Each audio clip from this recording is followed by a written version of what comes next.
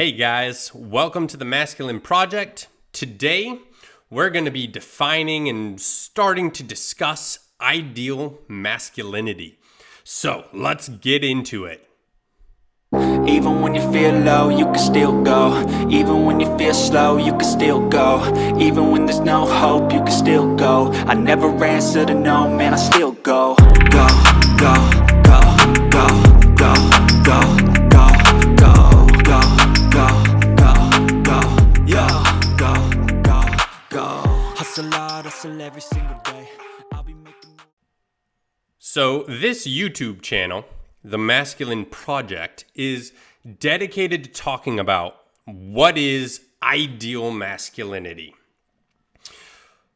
And here's the definition of ideal masculinity I'm going to be using in these videos. Quote, ideal masculinity is a man's maximization of his potential for competence in the three domains of his genotype, his phenotype, and his individuality towards a transcendent goal over time, unquote. So there's a lot of big words in that definition, so let me say it again. Ideal masculinity is a man's maximization of his potential for competence in the domains of his genotype, his phenotype, and his individuality towards a transcendent goal over time. And just about now, you might be thinking, whoa, slow your roll there, cowboy. That's a lot of $10 words right there. And you are not wrong. Not at all. So, we're going to walk through all the words I just used in that definition, starting with the very first two words in this video. Ideal masculinity. Why exactly do I say it that way? Ideal masculinity. It seems kind of clunky, you know? You've probably never heard masculinity bloggers or podcasters or authors really ever use that phrase. A lot of people who talk about masculinity call it just that, plain old quote-unquote masculinity. I hear all the time something along the lines of masculinity is about being strong, or a real man does household perimeter sweeps every hour, or this one's really popular, a real man has purpose. Real quick, notice that in all my examples, they're using masculinity and man virtually interchangeably. That's very important to see. So why am I adding on the word ideal to masculinity?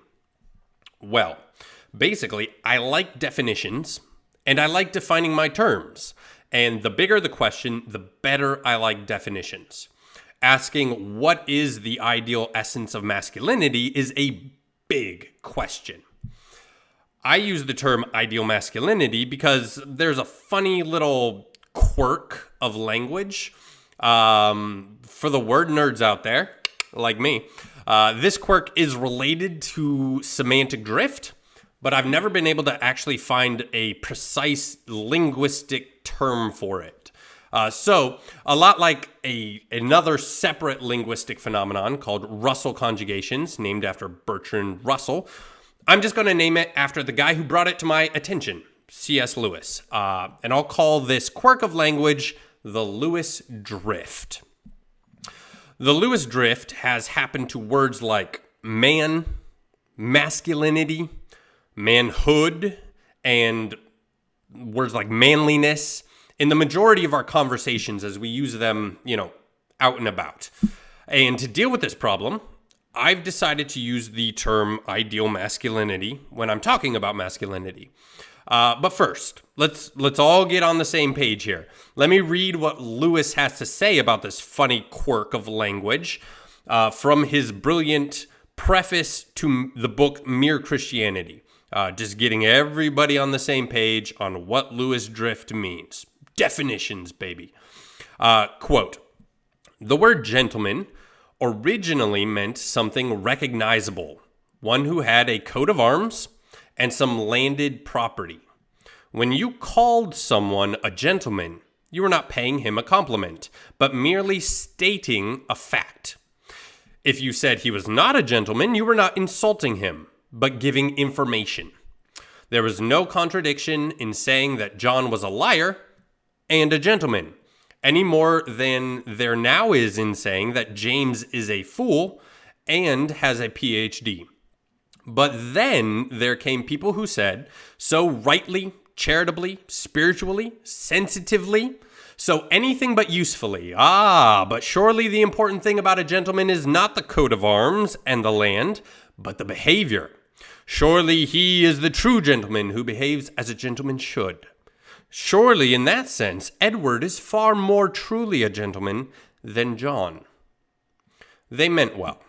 To be honorable and courteous and brave is, of course, a far better thing than to have a coat of arms. But it is not the same thing. Worse still, it is not a thing everyone will agree about. To call a man a gentleman in this new refined sense becomes, in fact, not a way of giving information about him, but a way of praising him. To deny that he is a gentleman becomes simply a way of insulting him. When a word ceases to be a term of description and becomes merely a term of praise, it no longer tells you facts about the object. It only tells you about the speaker's attitude to that object. A nice meal only means a meal the speaker likes. A gentleman, once it has been spiritualized and refined out of its old coarse objective sense, means hardly more than a man whom the speaker likes. As a result, gentleman is now a useless word. We had lots of terms of approval already, so it was not needed for that use. On the other hand, if anyone, say in a historical work, wants to use it in its old sense, he cannot do so without explanations. It has been spoiled for that purpose. Unquote.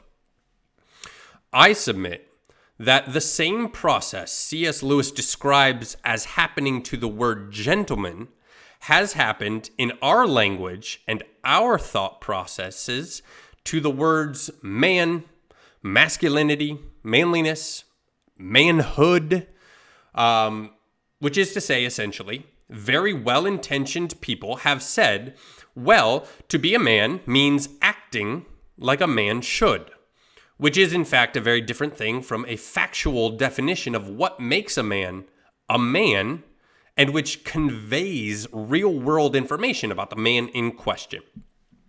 So, there is a biological, factual definition of man that we need to keep firmly fixed in our mind and language when we're talking about things like masculinity.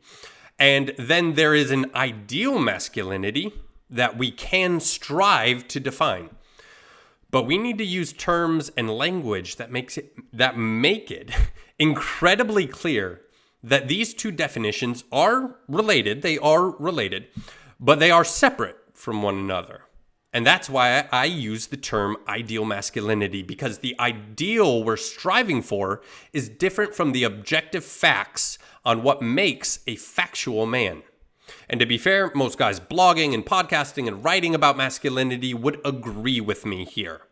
But their language, as commonly used, still participates in the Lewis drift. And we live in a time where it's entirely possible for a man to look like a woman, say, at first glance, given the right clothes, given the right makeup. Even genitalia is no longer a sure guide, if it ever actually was a sure guide. So what does it objectively mean to be a man, disregarding any Lewis drift in our language? It's not strength, though men tend to be strong. It's not using and enjoying tools, though men tend to statistically enjoy using tools more than women. It's not even genitalia or having a beard or any other primary or secondary sexual characteristics. Here, we have a leg up on the majority of the Christian thinkers of old when discussing this question. We know about DNA, we know about chromosomes, and that should kind of give you a clue. Maybe you've already raced ahead in your mind and answered the question on your own. Here's what it means to objectively and factually be a man. It means to be a human being with XY chromosomes who has reached sexual and skeletal maturity. Meaning basically you can make babies and you've stopped growing. If you have XY chromosomes, but you aren't sexually or skeletally mature, you're called a boy. That's it. If you do have them, you're a dude, a guy, a man. Congratulations. Huzzah! If you don't have XY chromosomes, but rather XX chromosomes, congrats. You're a woman. Let me say that again, because it's incredibly important in our mixed up day and age. A man is a human being with XY chromosomes who's reached sexual and skeletal maturity. That is the objective meaning of the word man. That's the information given when we use the word man. So next time you hear like a podcaster or a blogger talking about how, quote, men protect women, or something like real men shoot guns, make sure to spot the moral, subjective, idealistic Lewis drift in their statements. Subjective statements are being loaded into objective words, even if their intentions are good, and I agree with their intentions. I like definitions, and I don't want to contribute to the Lewis drift of our language or the conversations surrounding masculinity. These conversations are too important for our cultural moment for them to be muddled up and muddied up with imprecise terminology and definitions. So that's why I use the two words, the term ideal masculinity, because we're talking about the ideal and not the objective reality. So that was a lot of theoretical talky talk about why my definition of masculinity begins with the phrase, quote, ideal masculinity, end quote. And you might now be thinking, come on, man, just let me hear the meat of your definition already. And I hear you. Defining terms isn't the most glamorous exercise in the world, so to hear me actually digging into the rest of the definition, click the next video. And if you want a detailed analysis of where you stand compared to this masculine ideal we've been talking about, so you know exactly where and how to get started growing your masculine skills, go down to the description below and get the masculine checklist from my Substack. It breaks down the masculine progressions and asks you practical questions to help you figure out where you are right now, so you know what you need to get started doing. You also get transcripts of all my YouTube videos and an extra article written by me for men every other week. So click the link in the description below. Most men just want the dopamine rush of absorbing information. Are you going to be different and take action? Well then, click on the link down below and get started.